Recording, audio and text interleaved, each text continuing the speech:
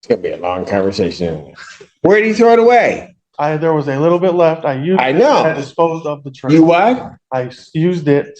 And you used it. Then, okay, so it didn't stay on the tray. This reckless defendant is walking into court already facing a major criminal case. And somehow he still decided to mess around with stuff he absolutely should have stayed away from while out on bond. You think someone staring at serious charges would lay low? But this guy acted like the judge wasn't going to find out. His own attorney is just trying to smooth it over. And you can tell the courtroom energy shifts the second the truth comes out. It really makes you wonder if this is an addiction taking over or just somebody who refuses to take the legal system seriously. Let me know in the comments if you think this guy deserves another chance. Let's dive in. Yeah, Jonathan, I'm on behalf of the people. Court shall feature Assistant Public Defender, Mr. Walter LaCroix. Mr. LaCroix, please state your name for the record. Walter LaCroix. Thank you, Judge. I have spoken to Mr. Edmonds about this case. He's going to do some further look at the matter to see where we stand in terms of an offer. We're asking just for an adjournment for a couple of weeks of the PCC. And then I need to address his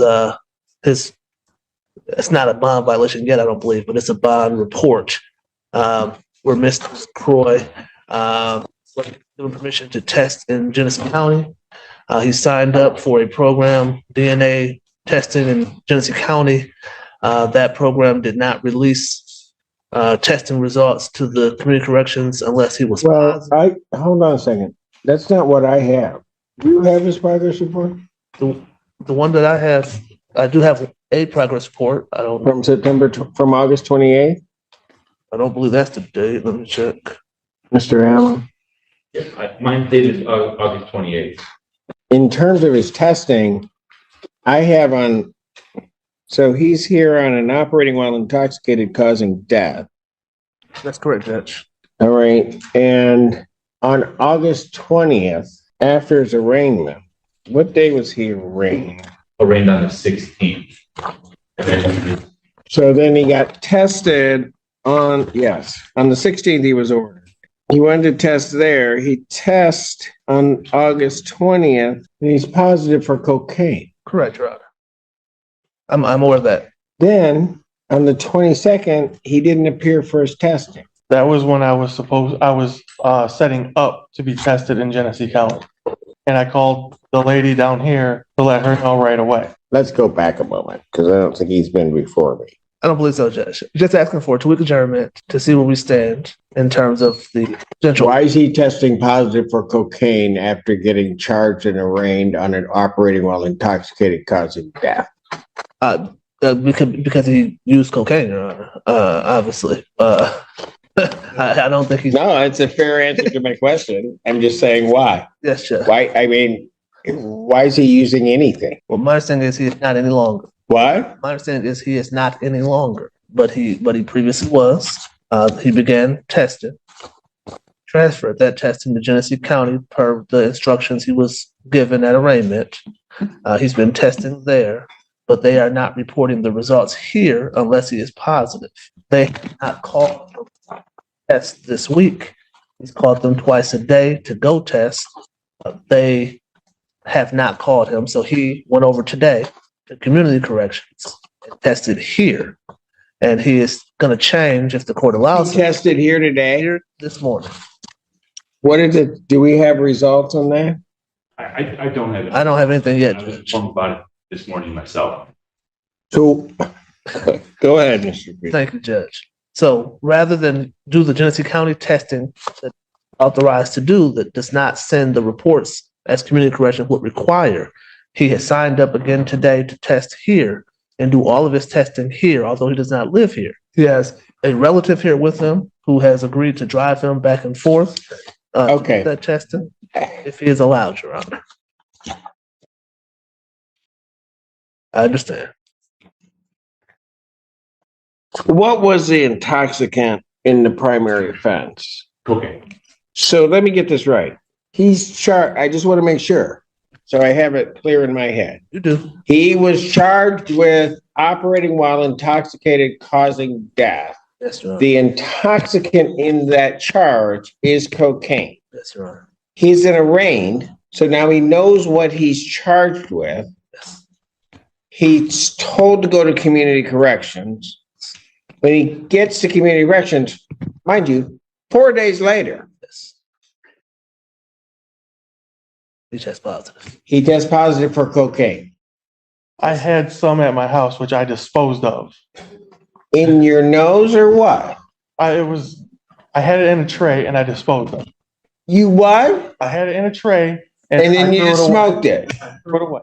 You threw it away? How's that work? Where did you throw it? It's gonna be a long conversation.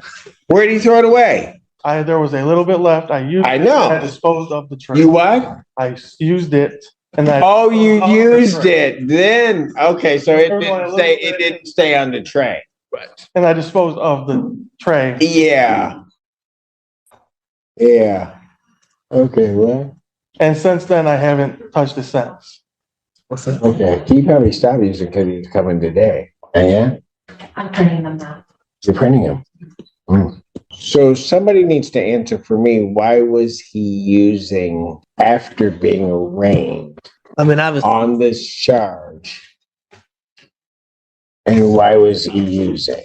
I I don't. have my theory, Your Honor. I don't think there's any answer to Oh, darn. satisfy the court as to why. And by the way, you're still This is the part of the hearing where you can literally watch this whole situation fall apart just because he couldn't stay clean for a couple of days. I mean, you could just tell he's scrambling to come up with a story here, but nothing he's saying feels believable when you stack it next to the seriousness of the charges he's already facing. I mean, his own attorney here looks like he wants to melt into the floor because there's only so much you can do when your client keeps creating new problems like this. And we all know Judge Simpson does not play around with bond violations. And this dude is just acting like it's no big deal at all. People forget that staying out on bond is basically a trust agreement. The court gives you freedom as long as you respect the rules. And he pretty much shattered that trust instantly. Do you guys think he deserves another chance? Because honestly, there's just no way. Honestly, I don't see how. Oh, really? Hold on. You know what? Yeah. The thing I hate more than anything is when somebody lies to me. Counsel, approach briefly. You want to see this? That's my copy, though. Yeah, this is the one he took today. No, not at all. We need all of this on the record. And the last positive, 22nd to 7 days later. Yeah, 7 days later, and a little bit he threw away. That. Go ahead. I'm sorry. I'm messing up your story. To answer your previous question, Judge, why? Oh, he's positive for cocaine. Judge. And so that we know. Thank you, Judge. And to answer your previous question as to why he's still using after being arraigned, Sure. clearly he has a problem, Your Honor. There's no answer I can give you that can justify use of cocaine after arraignment when it's an illegal. He doesn't have any type of special license to allow him to use cocaine, Judge. So clearly he has a problem. He is willing to fix that problem. He is working, and he did voluntarily come here today and take a test. So he's asking you to Not say that, right? No. No, you didn't have to say. Go ahead. Anything else? all I can say, Your Honor. So to the positive test, Your Honor, I have no explanation aside from what he already told you. Which positive test? The first one or this one? The first positive test. Your Honor. Oh, The explanation he gave you is that he used it and then threw away the tray. After he was arraigned, after he was ordered not to use, have no explanation, Your Honor. He'll just ask for mercy from the court on that, and he is willing to get any treatment that the court would allow him to take place. except that he can't follow the court's order. I don't know how he's going to do treatment. And the other thing is, he doesn't test when he's supposed to test. So it seems to me I have two options. I could let him go and say, oh, well, best wishes. Or what I can allow him to do is go back out there, use some more cocaine, and kill somebody else. I'll let you know. Not doing it. Understood, Judge. Defendant's bond is revoked. Defendant remanded to the Washington County Jail. I'll set his hearing September 12th, 2024, 9 a.m. for probable cause. 9/12. 9/12. That entire hearing is the perfect example of how fast things can go south. When someone refuses to take the court process seriously, you could see the judge trying to give him a chance here. But there's only so much patience in the justice system when you literally ignore every single rule they set. It's just sad because cases like this always end up hurting everyone involved. The families, the victims, and even the defendant here who clearly isn't thinking straight. You'd be shocked how many people end up behind bars. Not because of their main charge, but because they couldn't stay clean or follow simple bond conditions. It really shows how strict the system becomes once you break their trust even one time.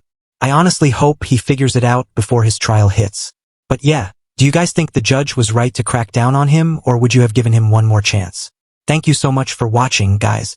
Make sure to like and subscribe.